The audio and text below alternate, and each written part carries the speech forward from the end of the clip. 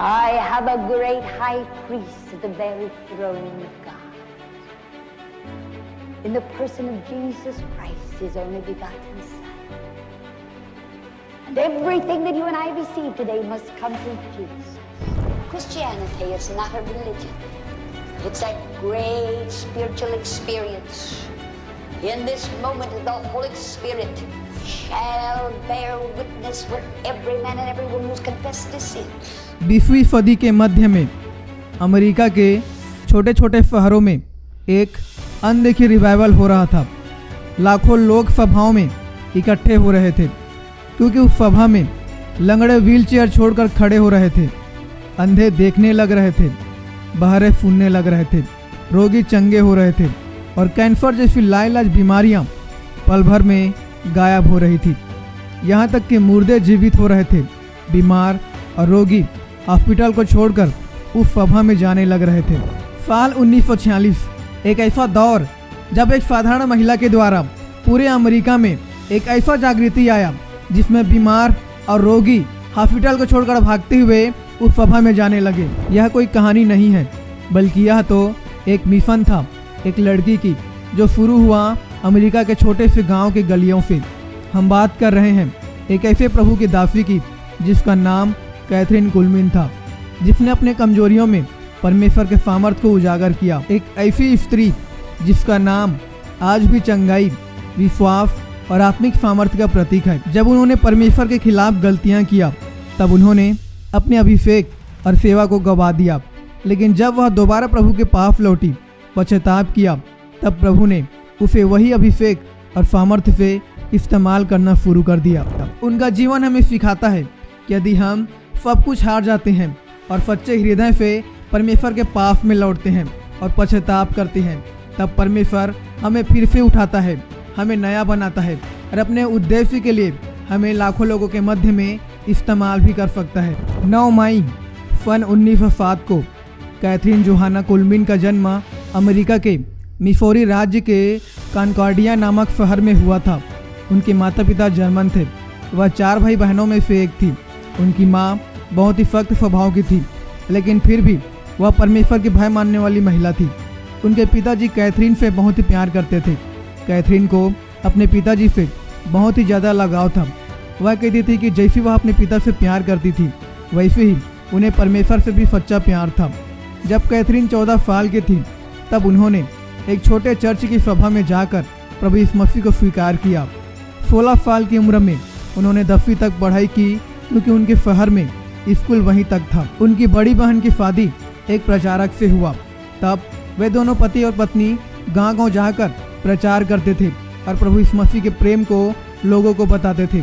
एक बार उन्होंने कैथरीन को गर्मियों की छुट्टियों में अपने साथ चलने को कहा, इसलिए जब कैथरीन ने अपने माता पिता से अनुमति मांगी तो उन्होंने उनके साथ जाने के लिए अनुमति दे दिया। कैथरीन उनके साथ ओरेगन चली गई और वहां उन्होंने प्रचार कार्य में मदद की। फिर वह 5 साल तक उनके साथ रही और बहुत कुछ सीखी। सन 1924 से लेकर 1930 का समय कैथरीन कुलमिन के जीवन में सेवा का शुरुआत था, जब उन्होंने अपने जीवन को पूरी तरह से प्रभु यीशु मसीह को समर्पित कर दिया और एक ऐसी आत्मिक यात्रा की शुरुआत की जो न केवल उनके जीवन को बदलने वाली थी, बल्कि आने वाले समय में लाखों लोगों के लिए आफा और चंगाई का रास्ता बन गया।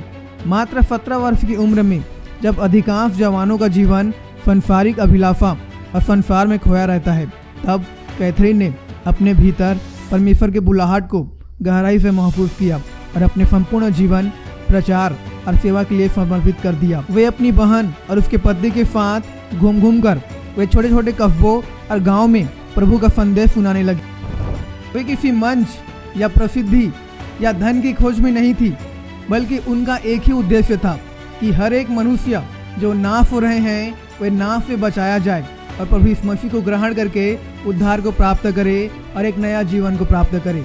इन वर्षों में उन्होंने प्रचार करना सीखा, लोगों के दुखों को समझा, अकेलापन और अस्वीकार किए जाने का स्वाद को चखा, लेकिन कभी भी पीछे नहीं हटी। कैथरीन अक्सर कहती थी, मैं कोई महान व्यक्ति नहीं हूँ, लेकिन मेरे पास एक महान परमेश्वर है। उनके भीतर यह गहरी समझ थी कि अगर परमेश्वर किसी को चुनता है तो वह उनके जीवन को और दिशा को पूरी तरह से बदल देता है। उनकी सभाएं उस वक्त छोटी हुआ करती थी। कभी कभी केवल कुछ ही लोग आते थे, लेकिन उनका विश्वास छोटा नहीं था। वे घंटों प्रार्थना करती, परमेश्वर से मार्गदर्शन मांगती और हर दिन यह कहती, प्रभु मैं आपकी हूँ, जो कुछ भी आप चाहें आप मेरे द्वारा कीजिए। यह वह समय था जब उन्होंने पवित्र आत्मा की आवाज़ को पहचानना शुरू किया और हर दिन यह सीखा कि बिना पवित्र आत्मा की अगुवाई के सेवा केवल एक कार्यक्रम बन जाती है। सन 1931 से 1937 तक कैथरीन कुलमिन के जीवन में अत्यंत गहरे आत्मिक संघर्ष के वर्ष थे। यह वह समय था जब उन्होंने अपने भीतर की कमजोरियों को पहचाना, अकेलापन को अपनाया और हर मोड़ पर केवल परमेश्वर की उपस्थिति को थामा। वह एक ऐसा दौर था जब बाहर से सब कुछ सामान्य लगता था, लेकिन वे अंदर से टूटे हुए थे। आत्मिक लड़ाई और खुद से संघर्ष चल रहा था। प्रचार कार्य आसान नहीं था, आत्मिक तंगी और लोगों के द्वारा अस्वीकार किया जाना, इन सब ने उन्हें शारीरिक और मानसिक रूप से थका दिया। लेकिन फिर भी उन्होंने हार नहीं माना। वे लगातार परमेश्वर के काम को करते रहे, क्योंकि पवित्र आत्मा का सामर्थ्य उनके साथ में था। इस समय उन्होंने सीखा कि प्रचार केवल शब्दों का खेल नहीं है, बल्कि यह आंखों में तप कर निकली हुई पुकार है।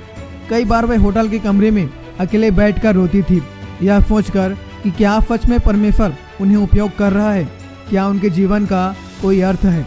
लेकिन हर बार उनके अंदर में एक शांत आवाज़ आती, कैथरीन तू मेरी है, तू मेरी योजना का हिस्सा है। परमेश्वर के आवाज़ ने उन्हें बार बार उठाया और हर बार और हर दिन एक नई हिम्मत दी। कैथरीन कुलमिन ने 21 वर्ष की उम्र में सन 1928 में बोइस इडाहो में अपना खुद का प्रचार काम शुरू किया। उनका एक पियानो बजाने वाली दोस्त थी, हेलेन गुलिफोर्ड, जो उनके साथ प्रचार करने पश्चिमी शहरों में जाती थी। वे उन जगहों पर जाती थी जहां कोई और प्रचारक नहीं होता था। वे कभी कभी टर्की फार्म में घरों के या किसी छोटे कमरों में रहती थी और लोगों से प्रचार करने का मौका मांगती थी। उनकी यह यात्राएं इडाहो, यूटो और अलग अलग जगहों में होती थी। उनका जीवन इस दौरान किसी फूल की तरह थी जो कड़ाके की ठंडी में भी खिलने की कोशिश कर रहा था। जब दुनिया ने उन्हें देखा तो शायद उन्होंने एक अकेली स्त्री को देखा जो संघर्ष कर रही थी, लेकिन स्वर्ग ने एक ऐसी योद्धा को देखा जो आंसुओं से सींचे हुए विश्वास में खड़ी थी। इसी समय उन्होंने आत्मा के गहराई को समझना शुरू किया। उन्होंने जाना कि हर सच्ची सेवकाई पहले अंदर से तोड़ती है और फिर उसका फल बाहर दिखाई देता है। कैथरीन कुलमिन का जीवन हमें सिखाता है कि जब परमेश्वर हमें अपनी सेवा के लिए इस्तेमाल करता है, तब उसके पहले वो हमें अंदर से तोड़ता है और हमारे हृदय को मजबूत करता है अपनी सेवा के लिए, और हमें तैयार करता है अपनी सेवा में मजबूती से खड़े रहने के लिए। कैथरीन कुलमिन ने न तो भीड़ की तालियों पर भरोसा किया, न अपने उपदेशों पर। उनका एकमात्र सहारा था पवित्र आत्मा की सामर्थ और परमेश्वर पर उनका अटूट विश्वास। उन्होंने सिखाया कि अगर हम टूटे भी रहें, रो भी रहे हैं, लेकिन फिर भी अगर हम आत्मा के अगुवाई में चल रहे हैं, तो हमारा टूटना भी हमें प्रभु के हाथों में और कीमती बनाता है। कैथरीन कुलमिन जब भी कभी पुलपिट पर खड़ा होती थी प्रचार करने के लिए, उसके पहले वह प्रभु से उसकी इच्छा को पूछती थी प्रार्थना में, और फिर वह पुलपिट पर खड़ा होती थी प्रचार करने के लिए। जब वह पुलपिट पर आती थी, तब उसके आने से ही बीमार और रोगी चंगे हो जाते थे। लोगों के मध्य में अद्भुत काम होने लगता था। बहुत से लोग बंधनों से आज़ाद होते थे। साल 1938 में कैथरीन कुलमिन के जीवन का सबसे कठिन और निराशा भरा समय था। इसी साल उन्होंने एक प्रचारक से शादी कर ली जो पहले से तलाकशुदा थे। उनके मन में इस रिश्ते को लेकर बहुत ही उलझन था। अंदर ही अंदर उन्हें लग रहा था कि अब परमेश्वर की इच्छा नहीं है, लेकिन फिर भी वह शादी के लिए आगे बढ़ जाती है। जिस दिन कैथरीन कुलमिन की शादी चल रहा था, उसी दिन वह बेहोश होकर गिर जाती है, क्योंकि प्रभु नहीं चाहता था कि वह इस शादी को करे। जिस लड़के से वह शादी कर रही थी, उसने उसे झूठ बोला था कि उसकी पत्नी और उसके बच्चे उसे छोड़कर चले गए हैं। जब उन दोनों का शादी हुआ, तब फिर से जब कैथरीन कुलमिन पुलपिट पर चढ़कर वह रोने लगती है और प्रभु से बोलती है कि प्रभु एक बार फिर से मुझे वही अभिषेक दे, लेकिन प्रभु ने उसकी प्रार्थना को नहीं सुना। वह बार बार प्रभु से प्रार्थना करती रही, लेकिन फिर भी प्रभु ने उसकी प्रार्थना को नहीं सुना। तब कैथरीन कुलमिन ने एक निर्णय लिया कि वह अब इस गुनाह से पीछे हटेगी। उस वक्त उसको मालूम पड़ गया था कि जिस लड़के के साथ में उसने शादी किया, उसके पत्नी ने उसे नहीं छोड़ा, बल्कि इसी ने अपने पत्नी और अपने बच्चों को छोड़ दिया था। तब कैथरीन कुलमिन उसको बोलती है कि अब मैं इस अशुद्ध रिश्ते में नहीं रहूंगी। जो रिश्ता झूठ और पाप से बना है उसे मैं हमेशा के लिए खत्म करती हूँ। उस दिन के बाद कैथरीन कुलमिन ने उस रिश्ते को हमेशा के लिए खत्म कर दिया और निर्णय लिया कि वह कभी भी ऐसे रिश्तों से नहीं जुड़ेगी जो परमेश्वर के खिलाफ में हो। इसके बाद जब वह दोबारा पुलपिट पर चढ़कर प्रभु से प्रार्थना करती है और बोलती है कि प्रभु मुझे अपने अभिषेक से भर, तभी तुरंत ही उसे प्रभु ने छुआ और दोबारा वह अपने खोए हुए अभिषेक को प्राप्त कर लेती। यह घटना हमें सिखाता है कि कभी कभी हम दिल से कोई फैसला ले लेते हैं जो हमें अंदर से तोड़ के रख देता है, लेकिन फिर भी जब हम परमेश्वर के सम्मुख में जाते हैं सच्चे हृदय से, तब परमेश्वर हमें दोबारा से वह अपना लेता है। सन 1939 से 1944 तक कैथरीन ने अपने जीवन में गहरे आत्मिक परिवर्तन का अनुभव किया। उन्होंने अपने विवाह को समाप्त कर दिया और पूरी तरह से परमेश्वर के प्रति समर्पित हो गई। इस आत्मसमर्पण के बाद उन्होंने महसूस किया कि पवित्र आत्मा की उपस्थिति उनके जीवन में और अधिक प्रबल हो गई है। सन 1946 में कैथरीन को फ्रैंकलिन पेंसिल्वेनिया में प्रचार करने के लिए आमंत्रित किया गया। उन्होंने वहां पर फैट टेम्पल में सेवाएं शुरू किया। उनकी सेवाओं में पवित्र आत्मा की उपस्थिति इतना प्रबल था कि लोग बिना किसी विशेष प्रार्थना के और हाथ रखे बिना ही चंगे हो जाते थे। एक सभा के दौरान एक महिला ने गवाही दी कि पिछले दिन के दौरान सेवा के दौरान में जो ट्यूमर उनके शरीर में था वह पूरी तरह से ठीक हो चुका था, जिसके बारे में उन्हें खुद डॉक्टर ने जांच के बाद बताया कि उसका ट्यूमर अब पूरी तरह से गायब हो चुका है। इस मिराकल्स और हीलिंग के बाद कैथरीन ने पवित्र आत्मा की सामर्थ्य और चंगाई के विषय में प्रचार करना शुरू कर दिया। उन्होंने रेडियो के माध्यम से अपने संदेश को फैलाया जो उस क्षेत्र में पूरी तरह से फैल चुका था। उनके सेवाओं में लोगों ने गवाही दी, उन्हें पवित्र आत्मा की उपस्थिति में चंगाई मिली बिना किसी विशेष प्रार्थना के। साल 1950 के वर्ष तक उनके सेवा कार्य के इतिहास में एक महत्वपूर्ण मोड़ था। इस वर्ष उन्होंने पिट्सबर्ग के कार्नेगी हॉल में हीलिंग क्रूसेड की शुरुआत किया, जहां पवित्र आत्मा की उपस्थिति में मिराकल हीलिंग्स होने लगी। इन सभाओं में बिना किसी व्यक्तिगत प्रार्थना या फिर हाथ रखे बिना ही लोग अपनी सीटों पर बैठे बैठे ही चंगे हो जाते थे। एक बार सभा में पॉल आर नग नाम का एक युवा पुलिस अधिकारी जिनके फेफड़े में कैंसर था, वे उसी सभा में कैथरीन के सभा में आए हुए थे। चौथी सभा के दौरान पॉल अपने सीने में एक जलन महसूस किया जैसे कोई कागज जल रहा हो। कुछ ही समय बाद जब उन्होंने डॉक्टर से जांच कराया तब उनको मालूम पड़ा कि उनका कैंसर अब पूरी तरह से ठीक हो चुका है, जो सच में बहुत ही अद्भुत था। उसी सभा में एक और अद्भुत घटना घटी। जेम्स डब्ल्यू नामक एक व्यक्ति जो एक्सीडेंट की वजह से चल नहीं पाते थे और कई असफल सर्जरी के बाद भी वे बैसाखियों पर निर्भर थे। सभा के दौरान ही उनके बेटी ने महसूस किया कि उनके पिता के पैर पर एक प्रकाश चमक रहा है जो उनके हाथ में प्रवेश कर रहा है। उसी घड़ी उसका पिता जेम्स, जो अब तक बिना बैसाखियों के चल नहीं पाता था, वह अपने बैसाखियों को छोड़ देता है और बिना किसी सहायता के वह चलने लगता। उनकी सेवाओं में पवित्र आत्मा का सामर्थ्य इतना अधिक प्रबल होता था कि लोग अपने बीमारी से, अपने रोगों से बिना प्रार्थना किए ही चंगे हो जाते थे। उन्होंने कभी भी इन हीलिंग्स और मिराकल के वजह से अपने आप को बड़ा नहीं माना, लेकिन उन्होंने परमेश्वर को और पवित्र आत्मा के सामर्थ्य को अपने जीवन में अधिक महत्व दिया। उनकी सेवा के द्वारा अंधे देखने लगे, बहरे सुनने लगे और लंगड़े चलने लगे। एक महिला जो 12 वर्ष से व्हीलचेयर पर निर्भर थी, सभा के दौरान अचानक ही खड़ी हो गई और चलने लगी। एक अन्य व्यक्ति जिसे 8 महीने पहले पेसमेकर लगाया गया था, उन्होंने सभा के बाद पाया कि उसका पेसमेकर और उसकी सर्जरी का निशान गायब हो चुका है। अब डॉक्टरों ने जांच के बाद उन्हें बताया कि उनका हृदय अब पूरी तरह से ठीक है। कैथरीन कुलमिन के द्वारा परमेश्वर अद्भुत रीति से काम कर रहा था। उनके द्वारा बहुत सारे लोगों ने सुसमाचार सुना और लोगों का जीवन भी बदला। अद्भुत कामों को देखकर लोग और भी अधिक संख्या में उनके सभा में आने लगे। साल 1960 से 1969 तक का समय कैथरीन कुलमिन के जीवन और सेवा का बहुत ही खास दौर था। इस समय उन्होंने पवित्र आत्मा की सामर्थ्य को सिर्फ चर्च और सभाओं तक सीमित नहीं रखा, बल्कि रेडियो और टेलीविजन के जरिए लाखों लोगों तक पहुंचाया। उन्होंने एक बहुत ही प्रसिद्ध टीवी प्रोग्राम शुरू किया जिसका नाम था आई बिलीव इन मिराकल्स। इस प्रोग्राम में वे उन लोगों को बुलाती थी जो उनके स्वभाव में चंगे हुए थे। वे लोग अपने चमत्कारिक अनुभवों को बताते थे कि कैसे परमेश्वर ने उन्हें ठीक किया है। उनकी सेवाएं बहुत ही अनोखी होती थी।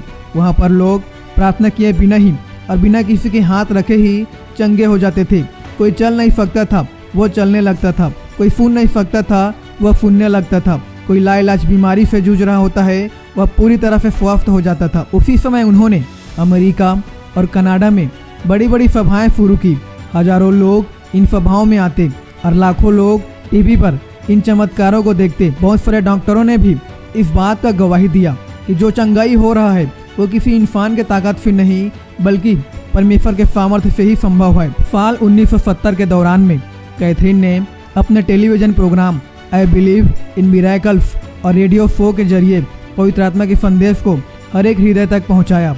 उनकी किताबें जैसे God can do it again और डॉटर ऑफ डेस्टिनी ने करोड़ों लोगों को प्रेरित किया। उन्होंने बार बार कहा कि सबसे बड़ा चमत्कार किसी का जीवन बदल जाना है। उनकी सेवाएं हमें सिखाती है कि सबसे बड़ा चमत्कार यह नहीं कि मनुष्य अपने बीमारी से या फिर अपने रोगों से छुटकारा को प्राप्त करते हैं, लेकिन सबसे बड़ा परमेश्वर का चमत्कार यह है कि एक पापी मन फिराकर उद्धार को प्राप्त करता है। साल 1973 में कैथरीन ने कनाडा के ओटावा में अपनी पहली सेवा आयोजित किया, जहां हजारों लोग चंगाई और पवित्र आत्मा की उपस्थिति का अनुभव करने के लिए एक साथ एकत्रित हुए थे। इस सेवा के बाद उन्होंने कनाडा में अपनी सेवा का विस्तार किया और लगातार हर परिस्थिति में उन्होंने अपने सेवा को जारी रखा। साल 1974 में उन्होंने इजराइल के एक सभा में भाग लिया, जहां पर 10,000 से अधिक लोग इकट्ठे हुए थे।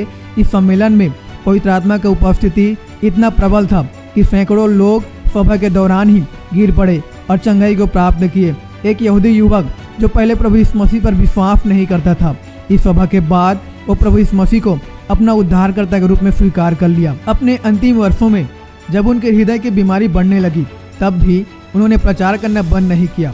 वे जानते थे कि उनका शरीर कमजोर हो रहा है, लेकिन उनके अंदर में अभी भी पवित्र आत्मा का सामर्थ्य था। 20 फरवरी 1976 को प्रभु के महान दासी कैथरीन कुलबिन प्रभु में सो गई। उनके अंतिम शब्दों में भी केवल प्रभु यीशु मसीह का नाम था। उनके मृत्यु के बाद में लाखों लोगों ने शोक जताया। उनके सेवाओं का विरासत आज भी जीवित है। कैथरीन हमें सिखाती है कि जब कोई स्त्री या पुरुष परमेश्वर के हाथ में पूरी तरह से समर्पित हो जाते हैं, तो वह व्यक्ति पृथ्वी पर स्वर्ग का झलक बन जाता है। उन्होंने अपने जीवन से यह दिखाया कि परमेश्वर चमत्कार केवल बीते समय में ही नहीं बल्कि आज वर्तमान समय में भी वह अपने लोगों के मध्य में कर रहा। उनका जीवन और सेवा हमें इस बात को सिखाता है कि जीवन का सबसे बड़ा चमत्कार बीमारी से ठीक होना या फिर मुर्दों को जिलाना नहीं, बल्कि नाश हो रहे आत्माओं को पाप से अलग कर परमेश्वर से मिलाना है।